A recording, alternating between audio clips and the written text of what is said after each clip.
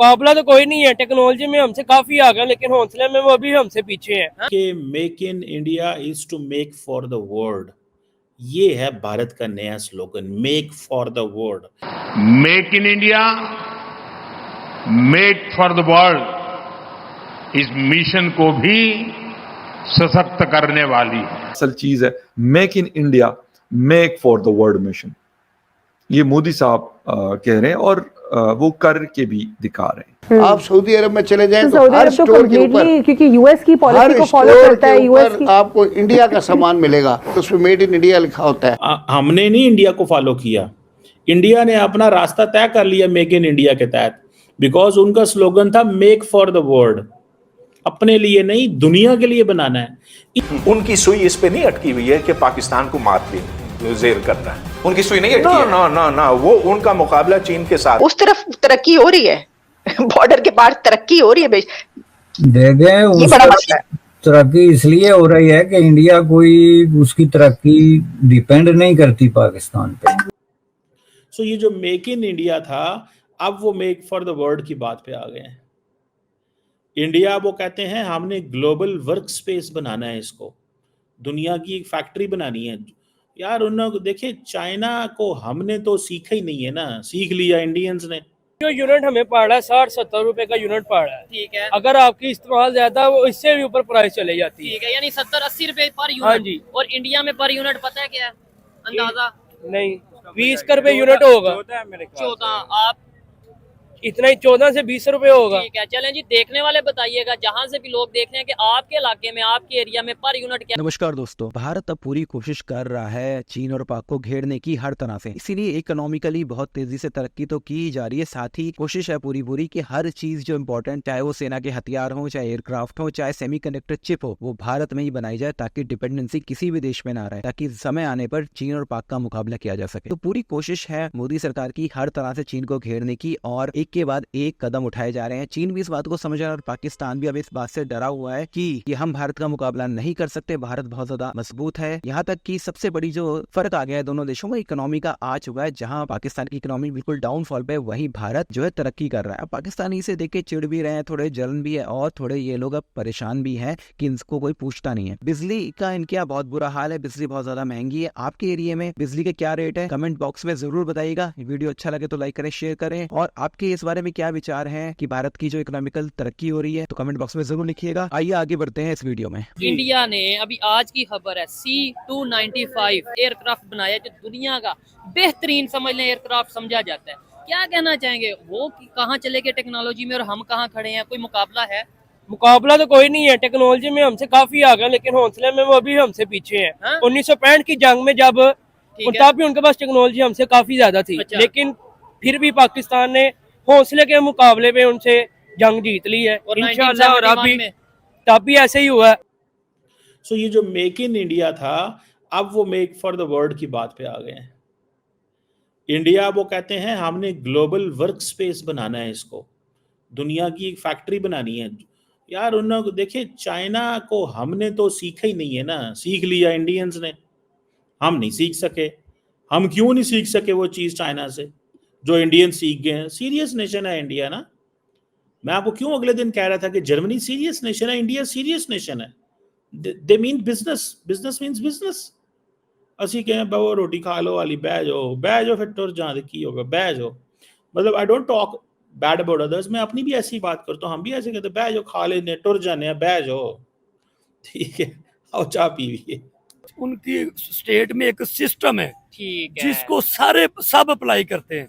जिस तरह एक कानून बनाया गया है, वो गरीब और अमीर के लिए सब ने फॉलो करना है। इस्लाम की अपनी एक पावर है। अच्छा। और इस्लाम को अपनी पावर के साथ कायम खड़ा होना तो हम टेक्नोलॉजी तो में, यही वजह है। टेक्नोलॉजी में हम कहाँ? इस्लाम ने तो टेक्नोलॉजी दी है, असल लाइन से हट गए हैं। जो इस्लाम टेक्नोलॉजी दी है, देखने वालों को बताएं ताकि पता चले कि भाई ये देखें। बेशक जो आज हम जिहाद से दूर हैं, जिहाद से कितना पीछे हैं। अच्छा। उस तरफ आते ही नहीं है। तो और बिल्कुल तो टेक्नोलॉजी का अगर आप बात करेंगे तो हम पीछे हैं, लेकिन फिर भी पाकिस्तान का हौसला इंडिया से काफी आगे है।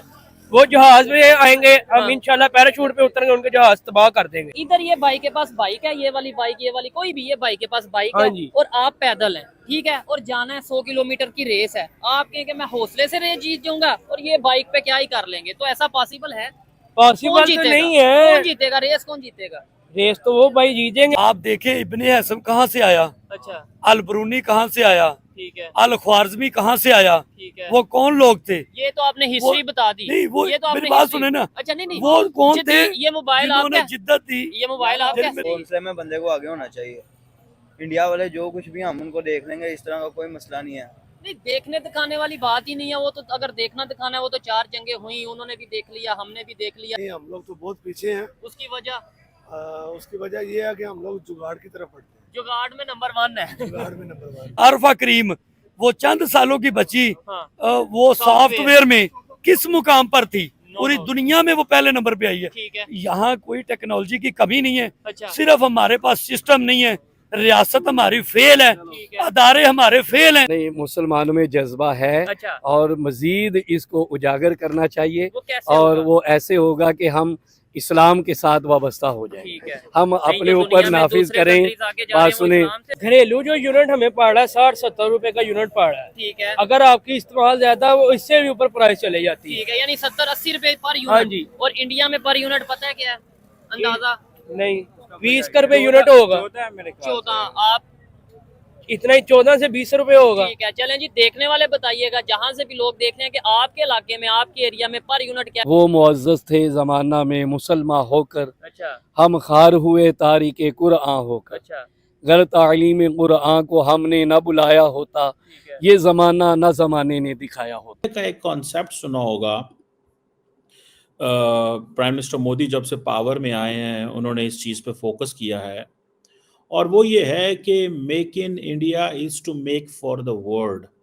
ये है भारत का नया slogan, make for the world. Check at the confidence the Indian government enjoys in this slogan. मैं तो इसको ऐसे कॉन्फिडेंस जब देखता हूँ ना, ठीक है, कि अब इंडिया ने जो काम करना शुरू किया कि हमने असल में देखें, इंडिया स्टार्टेड कि जी हमें मेक इन इंडिया तो है ही है, but we are making for the world. और इंडिया सारे का सारा किस पे बैंक कर रहा है? On India's youth. अब बहुत सारे लोगों को नहीं पता ये मेक इन इंडिया इनिशिएटिव क्या है।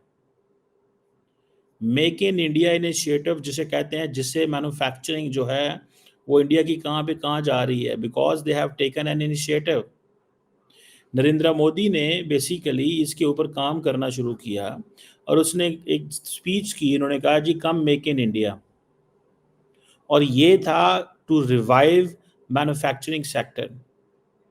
आज जर्मन्स, अमेरिकन्स, फ्रेंच, सारे के सारे इजरायली इंडिया में आके इन्वेस्टमेंट कर रहे हैं, बिकॉज अभी for example make for the world, वो कहते हैं जी कि हम तो अपनी जो we call ourselves as the vaccine capital of the world. India is basically a country, is a total capital of the world in terms of इस चीज़ के अंदर, ठीक है जी। अब देखें कि और उसमें फिर ये किया, सबसे पहले उन्होंने क्या किया, सिंगल विंडो क्लियरेंस जो हम नहीं कर सके। आपको पता है सऊदी पिटते रह गए पाकिस्तान के अंदर और कहते ने ਤੁਹਾਡੀ ब्यूरोक्रेसी बड़ी झूठी है, चोर है, खाती है, हमें कुछ करने नहीं देती। इंडियंस ने क्या किया, सिंगल विंडो क्लियरेंसेस। हमने नहीं इंडिया को फॉलो किया, इंडिया ने अपना रास्ता तय कर लिया मेक इन इंडिया के तहत, बिकॉज उनका स्लोगन था मेक फॉर द वर्ल्ड। अपने लिए नहीं, दुनिया के लिए बनाना है। इतनी बड़ी आबादी, इतनी अवाम, इतना ह्यूमन रिसोर्स, ये इतना ह्यूमन रिसोर्स है जो दुनिया के कैपिटल्स में जाके मसले हल कर रहा है, और इंडिया उन लोगों को क्यों इस्तेमाल नहीं कर पा रहा? दैट्स व्हाट हम क्यों अपने कैपिटल इस्तेमाल नहीं कर पाए? हम अपना ह्यूमन कैपिटल क्यों नहीं इस्तेमाल कर पाए? सो हमने प्रोसीजर्स बढ़ा दिए, इंडिया ने प्रोसीजर्स बंद कर दिए, रेड टेपिज्म खत्म कर दी। अब ये एम्प्लॉयमेंट भी हुई, ग्रोथ भी हुई, हालांकि इसके बावजूद इंडिया में इकोनॉमी बड़ी, देखें India is a country of 1.4 billion people, despite the fact इतनी बड़ी इकोनॉमी है, 800 मिलियन लोगों को इंडिया खुद रोटी देता है, आटा देता है। ये इंडिया ने मेक इन इंडिया इनिशिएटिव देखें, The prime minister came in 2014 and he launched this initiative, and after 11 साल 10 साल बाद वो हर दिन मेक इन इंडिया हो रहा है। ये जो स्पेनिश लीडरशिप आई हुई है, ये जो जर्मन लीडरशिप आई हुई है, इसलिए आई हुई है ना। आज स्पेन यही तो कर रहा है कि मैन्युफैक्चर करो इंडिया के अंदर। इस पे इंडिया ने मैं बेसिकली ये जो मैन्युफैक्चरिंग हो रही है, मैं इस पे आपको समझाना चाहता हूं that what initiatives they did, what reforms they initiated at that time. आपको you have to give an enabling environment. First you have to create an environment. हम अक्सर नहीं कहते that there should be an exclusive economic zone जहाँ पे फैक्ट्रियां लगें, बिजली हो, खाना हो, होटल हो, हर चीज अंदर हो, लोगों की रहायशें हो, हर बंदा अंदर आए और रहे। जैसे इंडिया के अंदर फॉक्सकॉन ने आके किया कि जहाँ पे एप्पल की सारी मैन्युफैक्चरिंग करनी थी, वो पूरे सिटीज डेवलप कर लिए, खवातीन लड़के लड़की अंदर ही रहते हैं, होटल्स में, हॉस्टल्स में, उनको अंदर माहौल दे दिया, वो बाहर जाते ही नहीं, उनके अंदर पूरे सिटी क्रिएट कर दिए। सो उन्होंने रिफॉर्म्स की, इनिशिएटिव्स लिए, मैन्युफैक्चरिंग के लिए स्टार्टअप्स लिए। इंडिया जो है वो एक फास्टेस्ट तेज तरीन इकोनॉमी बना है ग्लोबली। तेज तरीन इंडिया का जो ग्रोथ 7% पे जा रहा है, और वो कहते हैं कि जी हम तो वो जैसे कहते हैं ना कि make in India, digital India, smart cities बनाएंगे, इंडिया के अंदर skill they. That is what a leadership. फिर पाकिस्तानी सच्चे हैं लीडरशिप हमारी। वो सच्चे किस चक्कर में हैं? वो सच्चे इस चक्कर में वो कहते हैं पहले ना सा की बनाना है यार, हम क्या बनाएं, हम कैसे बनाएं, हमें सिर्फ ये बता दें। हम थोड़ा सा करते हैं, पीछे साड़ी लता खींच लेते हैं, हमें हुकूमत ही नहीं चलने देते। पाकिस्तानी वज़ीर आज़म की वाशिंगटन में बैठा होता है, सऊदी अरब में बैठा होता है, रियाद में बैठा होता है, कहीं और कुछ कर रहा होता है, एंड देन उसके बाद क्या होता है? ठीक है, उसके बाद ये होता है कि सारी की सारी जो मशीनरी है वो कहते हैं जी हमारे पीछे हमारे खिलाफ काम कर रही होती है। वज़ीर आज़म उधर बैठ के डर रहा होता है कि मैं तो इतने आया, पता नहीं पीछे मेरी हुकूमत भी रहनी है कि नहीं रहनी। ये भी खौफ रहते हैं। तो दोस्तों वीडियो आपने देख लिया है। पाकिस्तानी इस बात को समझ रहे हैं कि जो पूरी तरक्की भारत कर रहा है, दरअसल पाकिस्तानी चाहते हैं भारत के साथ कंपटीशन करना, और ये इस बात को समझ रहे हैं कि भारत बहुत आगे निकल चुका है और भारत के साथ अब कंपटीशन नहीं किया जा सकता। और यही रीजन है कि ये लोग अब बहुत ज्यादा परेशान है। इसका सबसे बड़ा रीजन ही है वो है एजुकेशन। पाकिस्तान का एजुकेशन सिस्टम जो है पूरी तरह से मदरसों पर डिपेंड करता है, जैसे कि आपने वीडियो की क्लिपिंग्स में देखा होगा। और यही रीजन है कि पाकिस्तान में कोई तरक्की नहीं हो रही है और पाकिस्तान काफी कमजोर अब हो चुका है। इस्लाम के नाम पे जो इन्होंने देश बनाया था वो देश कुछ नहीं है। किसी को कोई मतलब नहीं है आपके मजहब से। लोगों को बिजनेस करना है जो आपके पास है नहीं। आप इस सब के बारे में क्या सोचते हैं कमेंट बॉक्स में जरूर बताइएगा। वीडियो अच्छा लगा तो लाइक करें, शेयर करें, चैनल को सब्सक्राइब करना ना भूलें। मिलते हैं अगले वीडियो में, तब तक के लिए जय श्री राम।